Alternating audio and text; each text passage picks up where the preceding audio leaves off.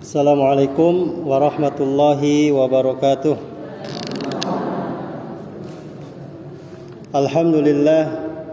Alhamdulillahilladzi hadana lihadza wa ma kunna linahtadiya laula an hadanallah.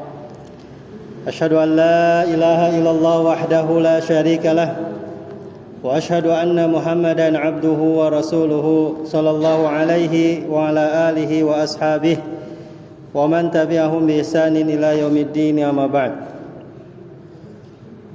Para jamaah, ibu-ibu pengajian sore yang dirahmati Allah Subhanahu wa taala, kita bersyukur kepada Allah Azza wa Jalla pada kesempatan sore hari ini di tanggal 6 Zulhijjah 1442 Hijriah. Kita masih diberikan kesempatan umur oleh Allah Subhanahu wa taala sehingga kita diberikan kemudahan olehnya bisa mendatangi tempat yang mulia ini. Ibu-ibu yang dirahmati Allah Subhanahu wa taala, para jamaah, insyaallah pada kesempatan kita di sore hari ini kita masih melanjutkan sedikit lagi tentang bagaimana adab kita kepada orang kafir, adab kita kepada selain orang Islam. Telah kita sampaikan pada perjumpaan atau pertemuan kita di bulan yang lalu, kita baru sampai poin yang ke-7 ya. Kira-kira kalau Ana menyebutkan kepada ibu-ibu masih ingat yang 7 itu apa aja, Bu? Sasih kamari emut keneh teh nya. Naon wae diantawisna orang adab ka sesama manusia tapi sanes orang Islam, yaitu orang Kristen, orang Yahudi. Orang Yahudi ayatnya di Indonesia tayanya ayat. Hilap deui, Bu. Barho bubar. Oh. Ya, mudah-mudahan apa yang sudah disampaikan menjadikan itu adalah ilmu bagi kita semua. Walaupun tidak ingat tapi bisa diamalkan dan betul-betul ada dalam benak pikiran para jamaah sekalian. Baik, kita lanjut pembahasan tentang bagaimana adab kita kepada non-Islam, non-Muslim atau orang kafir.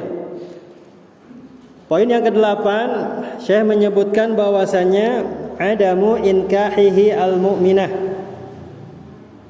wa jawazu nikahil kitabiyyati minal kuffar liqaulihi ta'ala fi man'il mu'minah minaz zawaji bil kafiri mutlaqa.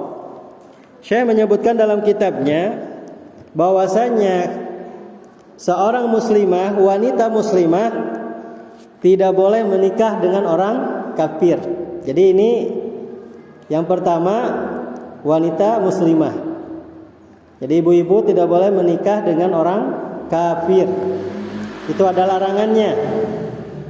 Terus yang boleh itu yang bagaimana? Yang boleh itu adalah yang laki-lakinya, Bu. Jadi kalau laki-lakinya muslim menikahi orang kafir, wanita orang kafir, wanita kafir ya, maka itu dibolehkan dalam agama. Yang tidak dibolehkan itu adalah kalau kita punya anak perempuan.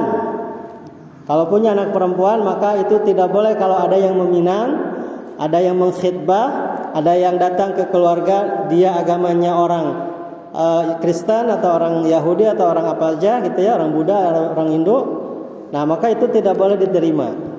Ya. Bagaimana kalau ingin diterima? Syaratnya masuk Islam, di mu'alaf dulu. Ya. Mu'alaf dulu. Nah, di sini para jamaah yang dirahmati Allah Subhanahu wa taala. Jadi para ulama telah sepakat, para ulama telah ijma bahwa bagi wanita muslimah itu tidak boleh menikah dengan orang kafir, baik dengan orang Yahudi, orang Nasrani atau agama lainnya. Apa dalilnya? Dalilnya firman Allah taala surat apa, Bu? Surat Al-Baqarah ayat 221 ya. Surat Al-Baqarah ayat 21. Apa bunyinya? A'udzu billahi minasyaitonir rajim. Wala tankihul musyrikina hatta yu'minu. Wala 'abdun mu'minun khairum min musyrikin walau a'jabakum. Ulaika yad'una ilan nar. Wallahu yad'u ilal jannah wal maghfirati bi idnih. Wa yubayyinu ayatihi lin-nas la'allahum yatadhakkarun. Artinya, kata Allah Subhanahu wa taala, nah ini adalah peringatan bagi ya ibu-ibu yang memiliki anak perempuan, ya harus diperhatikan ya background agamanya, ya harus diperhatikan sebagaimana ini adalah larangan dari Allah Subhanahu wa taala. Bagaimana Allah mengatakan kepada kita? Kata Allah, dan janganlah kamu menikahi wanita-wanita musyrik sebelum mereka beriman. Sesungguhnya wanita budak yang mukmin lebih baik daripada wanita yang musyrik. Lebih baik wanita itu dari kalangan budak daripada wanita itu yang sudah merdeka tapi dia musyrik. Itu lebih baik kata Allah Subhanahu wa taala. Walaupun wanita tersebut menarik perhatiannya, menarik hatinya. Kemudian kata Allah juga, dan janganlah kamu menikahkan orang-orang musyrik dengan wanita-wanita mukmin. Ya. Jadi kalau bisa ibu-ibu yang punya anak laki-laki juga harus diperhatikan ini wanitanya wanita mana dulu, gitu ya. Wanita-wanita yang mana dulu? Apakah wanita yang muslimah yang salihah atau wanita yang mana? Maka ini juga harus diperhatikan. Jangan sampai ada anak laki-laki menikahi wanita yang bukan Islam. Ya, kalau bisa cari yang sudah Islam. Ya, cari yang sudah muslim, sudah muslimah. Nah, yang kedua, janganlah kalian juga menikahkan orang-orang musyrik, maksudnya dengan wanita-wanita mukmin sebelum mereka masuk Islam, sebelum mereka beriman kepada Allah dan Rasul-Nya. Kenapa? Karena sesungguhnya budak yang mukmin itu lebih baik dari orang musyrik. Walaupun kata Allah, dia menarik hatimu. Walaupun itu wanita dicintai, walaupun itu laki-laki dicintai, menarik hatinya. Kenapa? Karena jelas ya, wanita-wanita musyrik, laki-laki yang musyrik mengajaknya kemana, Bu? Ujung hidupnya di mana akhir hidupnya? Di surga atau di neraka? Di neraka pasti. Wanita-wanita yang musyrik, laki-laki yang musyrik, ya yang bukan agama Islam, mereka ujungnya ke neraka semuanya. Kekal malahan. Tidak akan dikeluarkan sama sekali oleh Allah Subhanahu wa taala. Dan ingat bahwasanya neraka yang kita tahu ya, yang pernah kita sampaikan, setiap harinya itu berubah-ubah apanya? Berubah-ubah siksaannya. Hari ini siksaannya seperti ini, besok beda lagi. Terus Bu, sampai enggak ada ujungnya. Naudzubillahi min dzalik. Dan dia tidak dikeluarkan wanita musyrik, laki-laki yang musyrik, ya. Maka ini harus diperhatikan, harus betul-betul anak-anak putri kita, putra kita dijaga dari hal demikian sehingga tidak terjatuh kepada pernikahan yang dilarang dalam agama. Jadi mereka itu mengajak kepada neraka. Sedangkan ingat, Allah Subhanahu wa taala mengajak ke surga. Allah Subhanahu wa taala mengajak supaya kita semua itu diampuni oleh Allah Subhanahu wa taala dengan izinnya. Dan Allah menerangkan, kata Allah Subhanahu wa taala, menerangkan ayat-ayat tentang perintah dan juga larangan kepada manusia supaya apa? Supaya kita mengambil pelajaran. Jadi jangan sampai ya seperti yang mungkin terjadinya kisah seorang ulama yang tertarik, yang terpikat dengan seorang wanita. Seorang ulama yang dia giat, rajin, ya kan? Ibadah setiap harinya ibadah tanpa tanpa tertinggal gitu sedikit pun waktunya. Tapi ketika melihat seorang wanita sehingga terjatuh hatinya. Dan sampai apa yang terjadi? Pernikahannya bukan pernikahan yang syar'i, pernikahannya bukan pernikahan yang betul-betul sesuai dengan agamanya. Tapi dia terjatuh kepada perzinahan, Bu. Ya, sehingga apa? Sehingga dia sudah double ininya dosanya, dosa zina, dosa membunuh. Kenapa? Karena dia takut tercoreng namanya di masyarakat. Ya, jadi akibat dari apa? Dari seperti itu terjatuhnya kepada wanita sehingga terjadi pembunuhan, sehingga si wanita yang tadi dizinai sama laki-laki tersebut, padahal laki-laki itu laki-laki soleh gitu ya, tergoda dengan wanita tersebut. Awalnya cuman mengantarkan makanan, lama kelamaan ya seperti itulah terjadi yang tidak diinginkan. Akhirnya apa yang terjadi, wanita itu tersebut ya dibunuh sama orang tersebut. Nah, itu ada kisah seperti itu. Maka ini kalau seandainya ada orang yang sengaja ini menikahkan dengan orang-orang tersebut, maka tentu ini ya bisa terjadi yang tidak diharapkan, bahkan mengajak kepada neraka. Ya, mengajak kepada neraka. Maka di sini jelas mu'allif rahimallahu taala dan para ulama dengan jelas ya tidak boleh untuk menikahkan anak-anak putri kita kepada laki-laki yang ya musyrik atau laki-laki yang tidak beragama Islam. Nah, kemudian yang selanjutnya surat Al-Mumtahanah ayat ke-10 ya. Allah Subhanahu wa taala mengatakan apa, Bu? Fa in alimtumuhunna mu'minatin fala tarji'uhunna ilal kuffar lahunna hillul lahum wa lahum yahilluna lahun. Di dalam ayat ini Allah Subhanahu wa taala mengatakan, maka jika kamu telah mengetahui bahwa mereka benar-benar beriman, benar-benar kita tahu mereka itu adalah orang Islam, maka janganlah kamu kembalikan mereka kepada suami-suami mereka orang kafir. Jadi jangan sampai ya setelah terjadi pernikahan ya dan kita mengetahui benar-benar mereka itu beriman, maka jangan sekali-kali ya wanita tersebut dikembalikan kepada mereka. Ketika misalkan sudah jelas ini tidak beriman, ya kemudian kita ambil, jangan sampai rujuk lagi gitu. Ya, jadi kita kalau misalkan sudah terjadi pernikahan tersebut dan dia kekeh gitu dengan kekafirannya, si wanita juga nggak mau mengikut agama suaminya. Nah, maka ini harus betul-betul dipisahkan dan jangan sampai orang tuanya itu menyerahkan begitu saja. Ya, menyerahkan begitu saja. Sebagaimana dalam surat ini, surat Al-Mumtahanah ayat ke-10, Allah sudah mengingatkan kepada siapa saja yang terjatuh kepada pernikahan ini. Maka kata Allah Subhanahu wa taala, mereka tidak halal bagi orang-orang kafir itu dan orang-orang kafir itu pun tidak halal pula bagi mereka. Jadi tidak halal orang kafir ya untuk orang Islam untuk orang kafir. Maka di sini para ulama menyebutkan umat Islam sepakat bahwa orang kafir tidak bisa mewarisi kepada orang Islam. Nah, jadi kalau ada keluarga yang satu muslim, yang satu kafir, maka yang muslim tidak bisa mewariskan hartanya. Nah, itu konsekuensinya, Bu. Jadi tidak bisa itu hartanya diwariskan kepada yang agamanya ya agama kafir, agama Nasrani atau agama Yahudi atau agama musyrik yang lainnya. Jadi tidak bisa mewariskan hartanya.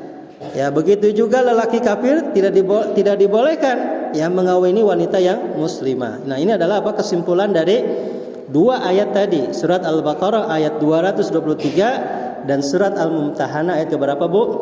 Ayat ke-10. Nah, kemudian yang selanjutnya masih tentang pernikahan ya. Tentu di sini wanita muslimah ya yang Allah telah muliakan dengan Islam. Allah telah memuliakan ibu-ibu. Allah telah memuliakan ya kaum wanita, kaum Hawa dengan datangnya Islam.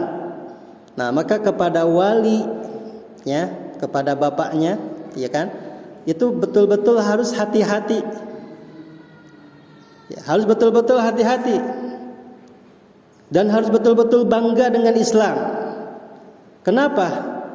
Karena Allah Subhanahu wa taala sudah mengatakan dalam ayatnya, Allah mengatakan man kana yuridul izzah falillahi al-izzatu jami'a. Kira-kira siapa yang mau kemuliaan, Bu? Tentu dengan Islam. Kalau ibu pingin mulia anak ibu gitu ya, putra dan putri ibu pingin mulia, maka harus bangga dengan Islam. Kenapa? Karena Allah sudah mengatakan dalam ayat ini man kana yuridul izzah. Siapa yang mau siapa yang menghendaki kemuliaan maka Allah adalah pemilik kemuliaan seluruhnya. Allah ridho kepada agama apa? Allah meridhoi kepada agama apa? Dan kemuliaan itu ada pada agama apa? Nah, maka kita harus betul-betul, dan khususnya bagi para wali, untuk betul-betul hati-hati terhadap anak putra dan putrinya. Maka di sini kepada para wanita, agar kalau seandainya sudah terjatuh ya kepada perbuatan yang dilarang dalam agama, menikahi orang-orang kafir, maka hendaknya memutus hubungan. Hendaknya apa? Memutus hubungannya. Ya, kenapa? Karena ada larangannya. Ya, seorang wanita tidak dibolehkan menjalin hubungan dengan lelaki asing. Ya, dengan lelaki yang bukan Islam. Dengan Islam saja yang belum terikat apa namanya, Pak? Bu. Yang belum terikat dengan akad itu tidak boleh gitu ya. Apalagi dengan laki-laki yang bukan Islam. Nah, maka di sini kita memohon kepada Allah, semoga ya Allah Taala memperbaiki urusan orang-orang yang sudah terjatuh kepadanya, ya, dan diberikan petunjuk oleh Allah ke arah kebaikan.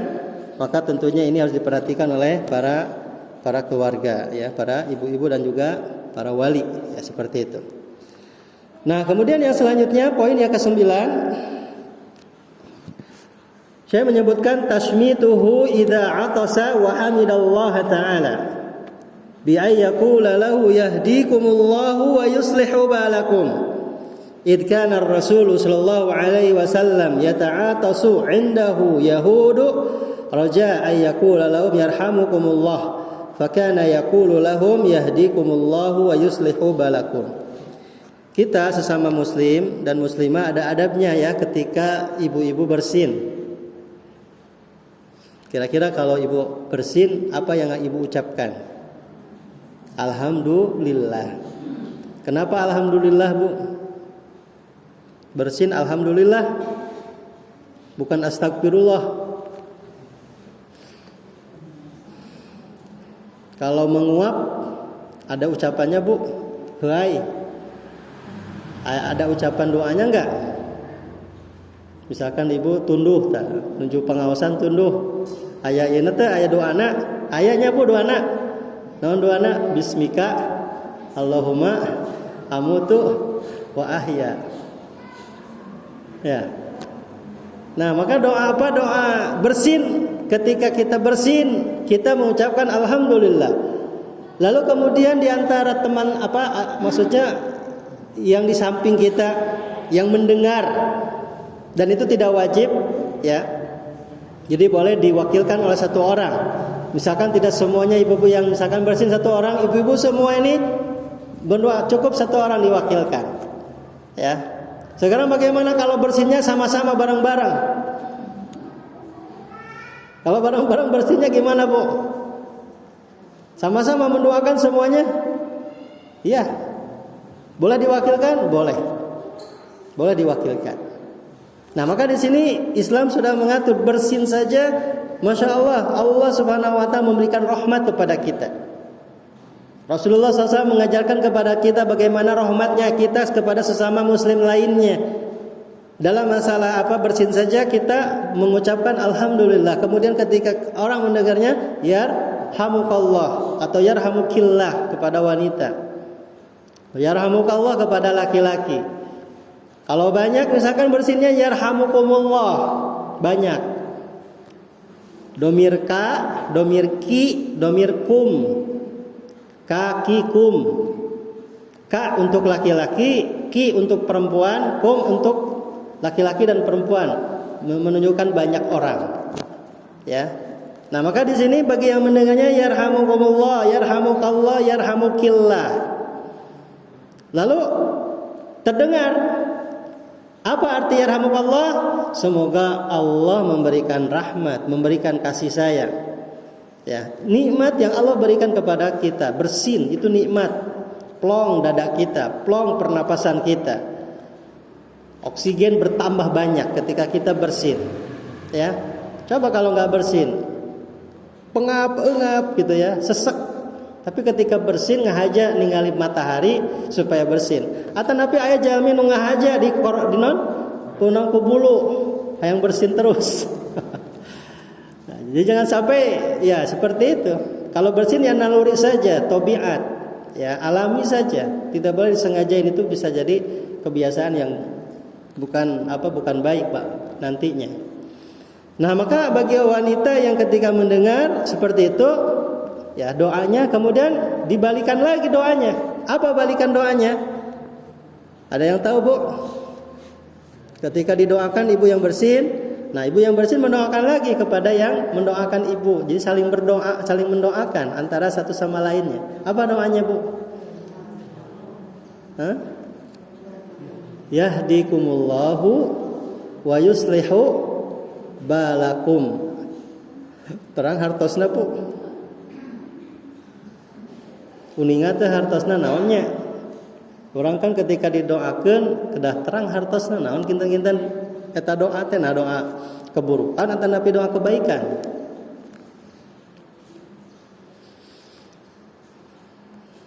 Yarhamukallah tadi udah kita tahu artinya Allah merahmati kita, insyaallah. Allah akan merahmati kita. Yarhamukallah. Rahimallah. Maka akan orang yang meninggal kita doakan Allahumma gfir lahu warhamhu. Ya, warhamhu warhamha. Ya, semoga Allah merahmatinya. Karena yang kita cari adalah rahmat Allah. Karena yang kita cari adalah ridha dan rahmatnya Allah Subhanahu wa taala, kasih sayangnya Allah. Kalau orang sudah mengasihi dan menyayangi, apa yang diperbuat? Bro-broan, Bu. Ya. Tanpa pikir panjang.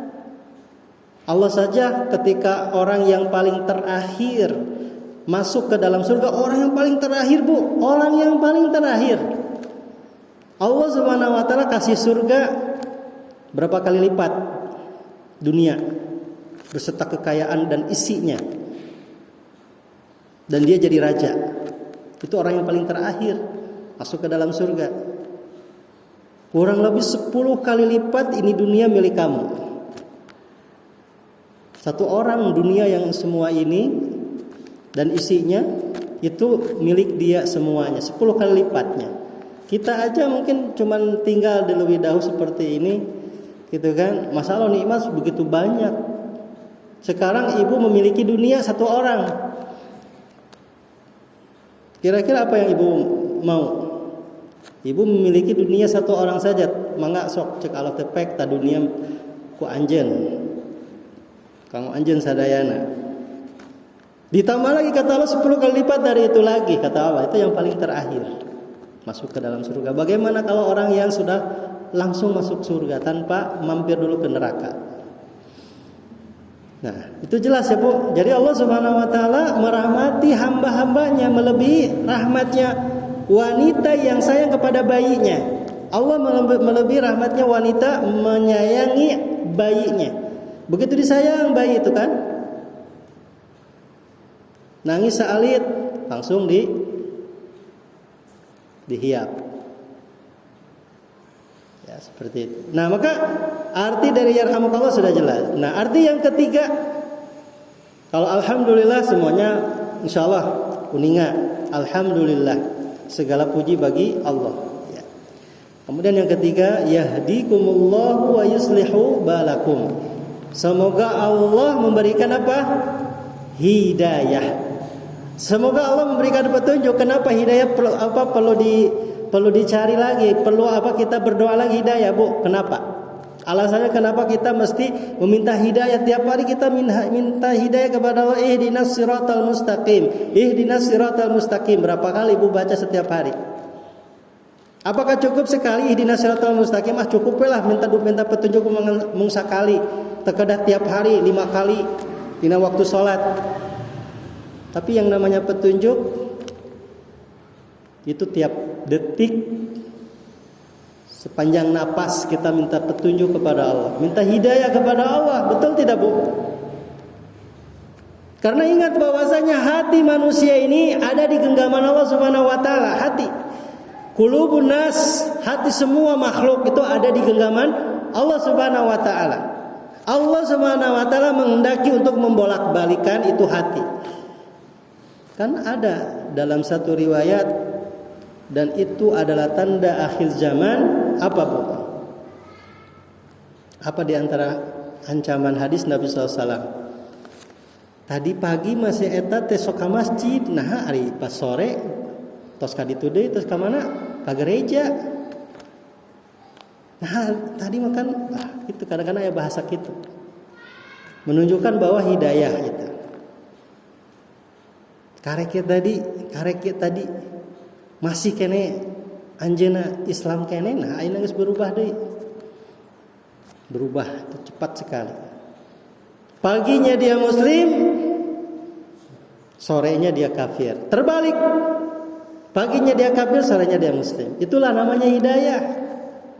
Hidayah Allah Subhanahu wa taala itu Allah berikan kepada siapa yang Allah inginkan, yang Allah kehendaki.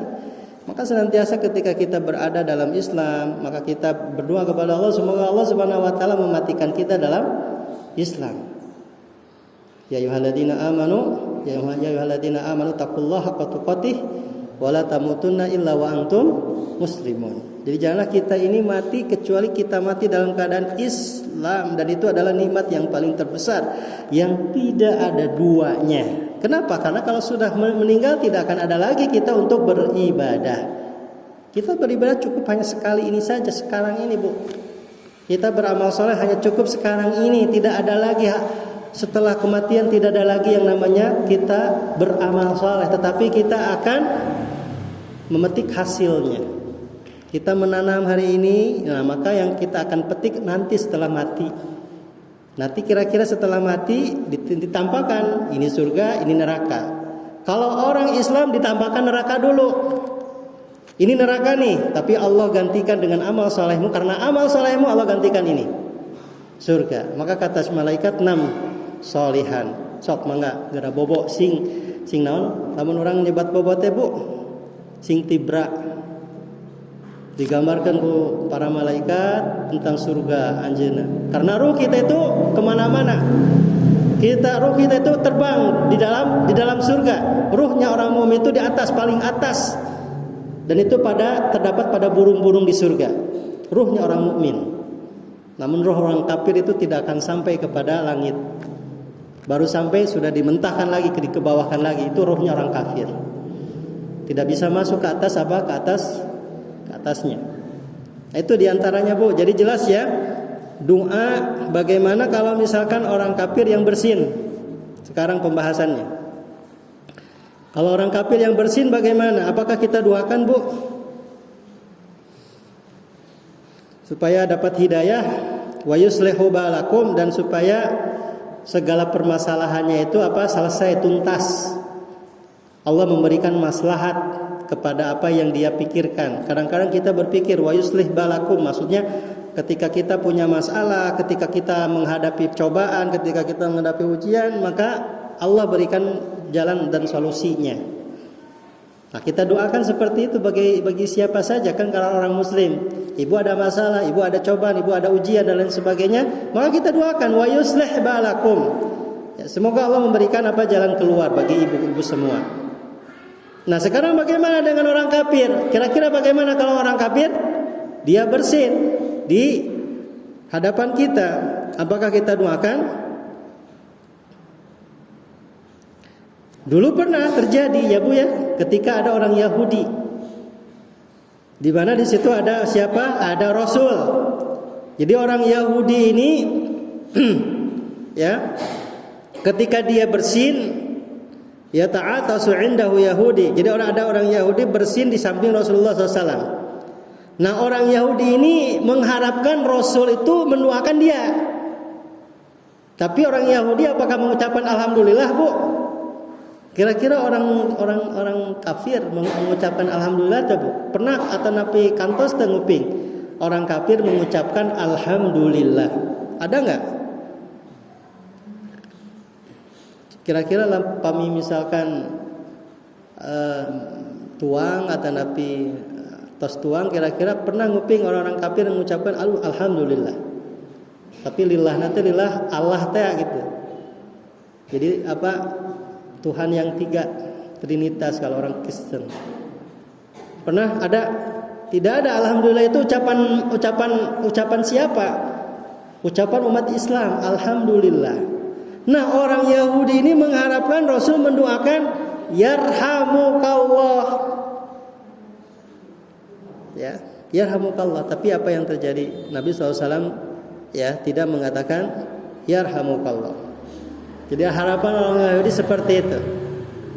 Tentunya kalau misalkan yarhamukallah, maka dia akan mengatakan yahdikumullah wa yuslihu balakum. Tapi Nabi hanya mengatakan apa? Tidak yarhamukallah, karena orang kafir tidak ada rahmat, Bu ya.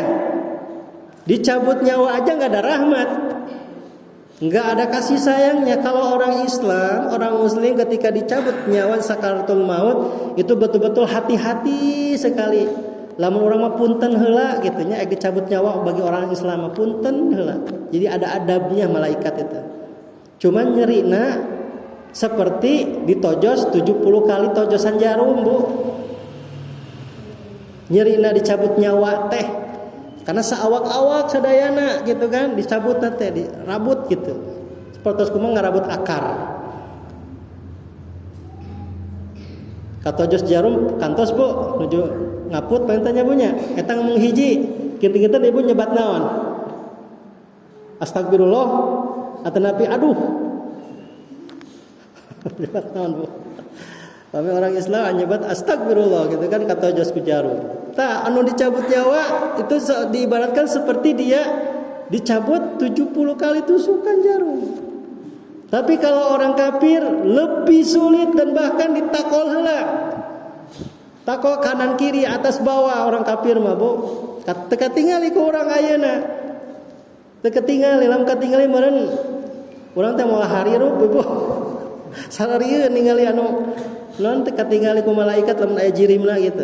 Anu disariksaan ku malaikat, orang kafir nu maranawat. Dipukul heula palu godang, palu heula, takol heula terus dicabut nyawana. Itu seperti ibu nyabut benang anu baseuh. Lamun garing mah gampil nyabunya. Nyabutna teh gampil. Tah ieu mah nyabut anu naon kain anu baseuh. Tap naon namina teh keset. Keset anu dirajut, anu ditenun. Terus dibaseuhan atau dicabut sesah pisan. Jadi kudu sakater kebek gitu nyabutna teh. Nah, itu adalah gambaran orang kafir. Jadi jelas di sini bahwasanya apa? Gambaran tentang bagaimana kita bersikap dengan orang Yahudi atau orang kafir ketika bersin, maka seperti itu. Ya. Jadi cukup hanya mendoakan yahdikumullah wa yuslih balakum. Semoga Allah memberikan hidayah kepada Anda. Tidak yarhamukallah. Kenapa? Karena yarhamukallah itu dikhususkan bagi orang Islam. Rahmat itu bagi orang Islam.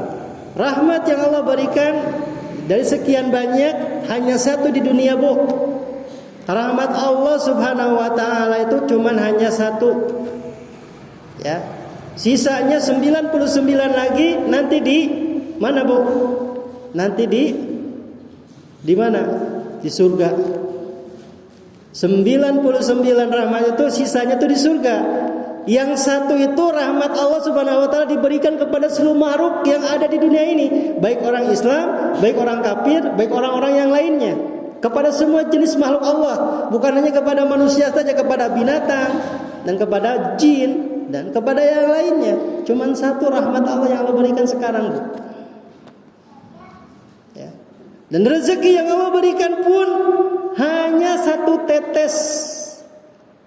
Rezeki yang Allah turunkan sekarang dunia dari sejak awal ya Adam diturunkan ke dunia sampai orang yang paling terakhir, ya sampai orang yang terakhir cuman hanya satu celupan. Ibu coba mencelupkan jari di tengah lautan yang begitu luas samudra. Nah kira-kira yang menempel itulah yang Allah berikan. Sisanya di mana tuh yang begitu luas samudra, di mana, Bu? Sisanya nanti di akhirat. Nanti di surga. Kira-kira kita mencari yang mana? Mencari yang sedikit ini nih yang tersisa di telunjuk kita ketika kita mencelupkan jari jemari kita ke dalam air laut, lalu kemudian yang tersisa itu adalah nikmat yang Allah berikan selama kita hidup di dunia. Atau luasnya air laut yang begitu luas samudra. Mau yang milih mana? Kalau kita tujuannya akhirat, dunia pasti dapat. Betul tidak, Bu? Kalau ibu tujuannya Jakarta, Pasti ibu akan melewati Bandung, Purwakarta, betul nggak? Karawang, lain sebagainya. Tapi lamun ibu tujuannya ke Jakarta, tujuannya sanes Jakarta, ya hanya ke Bandung, ke Jakarta bakal tepi mau tepi, mau dugi. Nah seperti itulah gambaran kita. Kita tujuannya adalah akhirat. Maka ketika kita tujuannya adalah akhirat, maka tentunya dunia pun akan Allah berikan. Ya.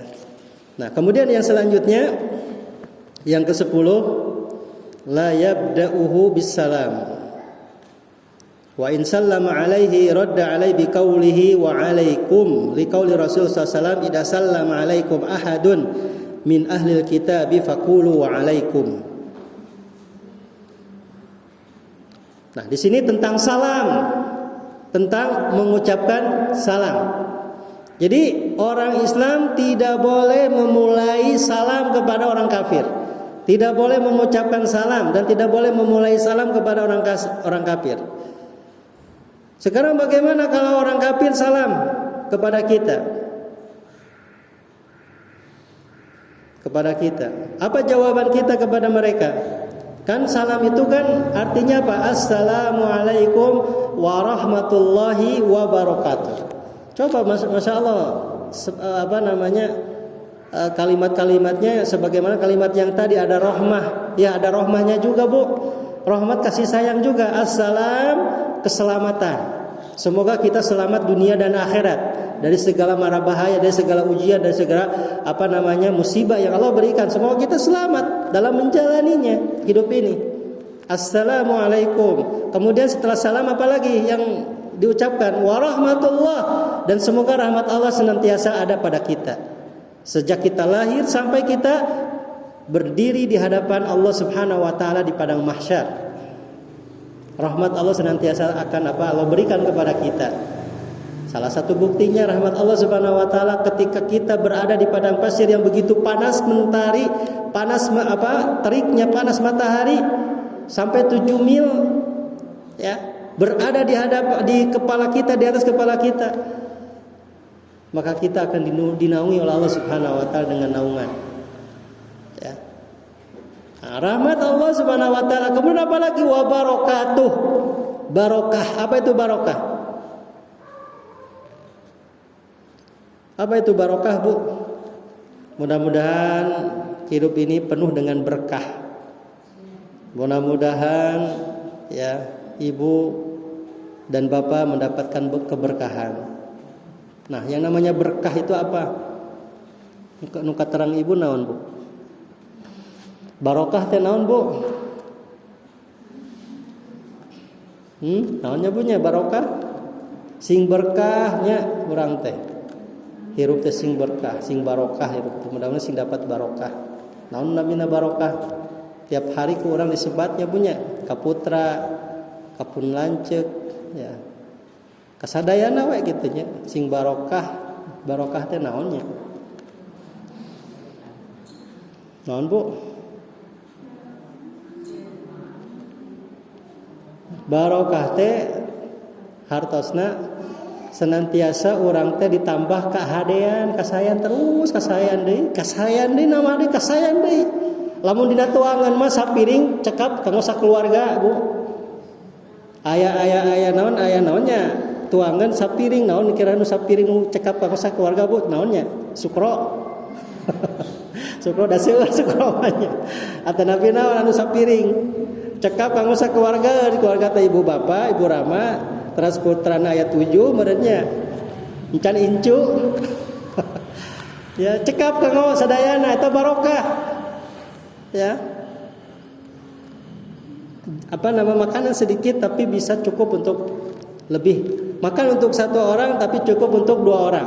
Makan 2 orang cukup untuk 3 orang. Makan 3 orang cukup untuk 4 orang dan seterusnya. Itu adalah bertambahnya kebaikan. Terus bertambahnya kebaikan itu adalah barokah. Ya, nah, makanya kita Masya Allah setiap hari itu penuh dengan apa? Penuh dengan kasih sayang, penuh dengan keselamatan, penuh dengan barokah. Tiap hari maka mengucapkan salam itu bagus sekali. Assalamualaikum warahmatullahi wabarakatuh. Nah itu sesama muslim. Sekarang bagaimana kalau kita kepada orang kafir? Boleh kita mengucapkan salam kepada orang kafir, assalamualaikum, kan rahmat, kasih sayang, barokah itu tidak ada yang Allah berikan kepada selain orang Islam.